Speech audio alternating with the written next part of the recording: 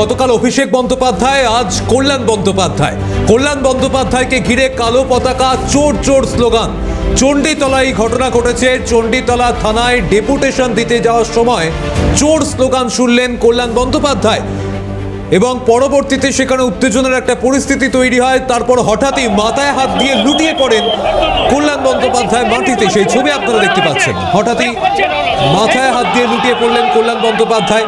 ঠিক কি হয়েছিল আমরা একটু জানার চেষ্টা করব অবশ্যই, কিন্তু এই মুহূর্তে ছবিটা একবার আপনাদের দেখাই।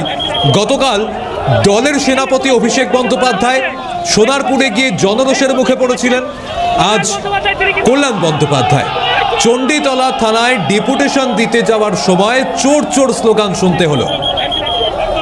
সাধারণ মানুষের বিক্ষোভের মুখে পড়লেন কল্যাণ বন্দ্যোপাধ্যায়।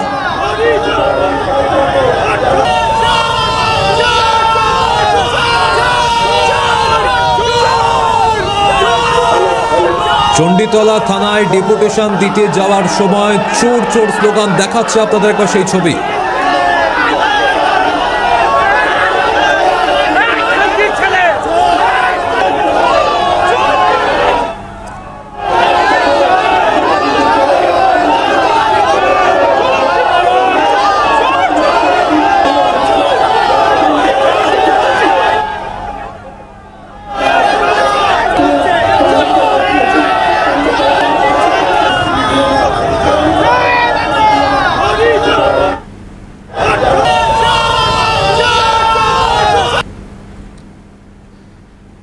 এখন বিক্ষোভ দেখাচ্ছেন মানুষ, কারণ যেভাবে 15টা বছর ধরে তারা মানুষের ওপর অত্যাচার করেছেন, যেভাবে ক্ষোভ পুঞ্জীভূত ছিল, তার বহিঃপ্রকাশ এবার হচ্ছে দিকে দিকে নেতাদের উপরে।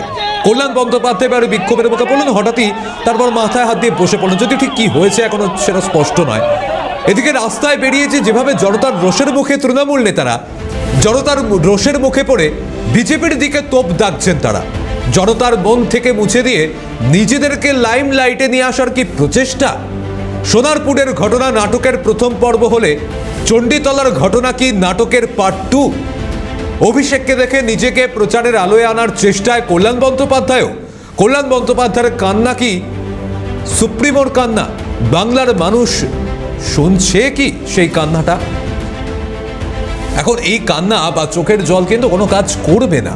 কল্যাণবাবু বা অভিষেক বন্দ্যোপাধ্যায় তারা বুঝতে পারছেন হয়তো, যতই তারা একটা নাটক করার চেষ্টা করুন, কিন্তু তাতে যে চিড়েটা ভিজবে না সেটা হয়তো তারা বুঝতে পারছেন, কিন্তু তবুও একটা চেষ্টা তারা করে যাচ্ছেন, যদি কিছু ফল তারা পান।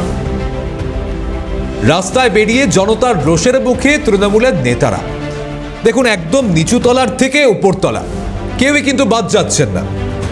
এতদিন আমরা দেখতে পাচ্ছিলাম যে দিকে দিকে কোথাও প্রধান, উপপ্রধান, কোথাও বিধায়ক, প্রাক্তন বিধায়ক, তারা হেনস্থা হচ্ছিলেন। মানুষ তাদের ঘিরে বিক্ষোভ দেখাচ্ছিল, বা তারা দুর্নীতি করেছেন তাদের কোমরে দড়ি বেঁধে পুলিশ ঘোরাচ্ছিল।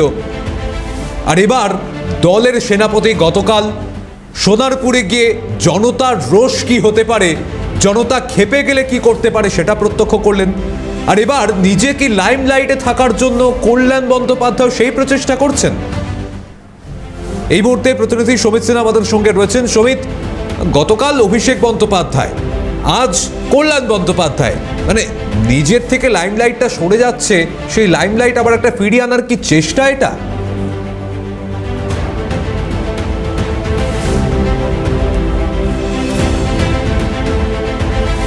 আরম্ভ করে বিভিন্ন আক্রমণ হয়েছে, সেই ঘটনাকে কেন্দ্র করে কল্যাণ বন্দ্যোপাধ্যায় লাইমলাইটে থাকা, এটা প্রশ্ন উঠছে। ইতিমধ্যেই তিনি আজকে সকালবেলায় এই ঘটনাকে কেন্দ্র করে তিনি চণ্ডীতলা থানায় যাচ্ছিলেন এবং চণ্ডীতলা থানায় ধর্নায় বসবেন বলে তিনি ঠিক করেছিলেন।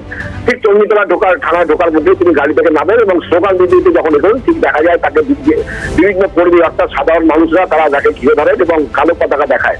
এরপরেই পাশ থেকে কেউ বা কারা তাকে লক্ষ্য করে লাঠি আঘাত করে এবং তারপরে সোনাল বন্দ্যোপাধ্যায় নাটকীয় ভাবে তিনি রাস্তায় লুটিয়ে পড়েন এবং তিনি কাঁদতে থাকেন।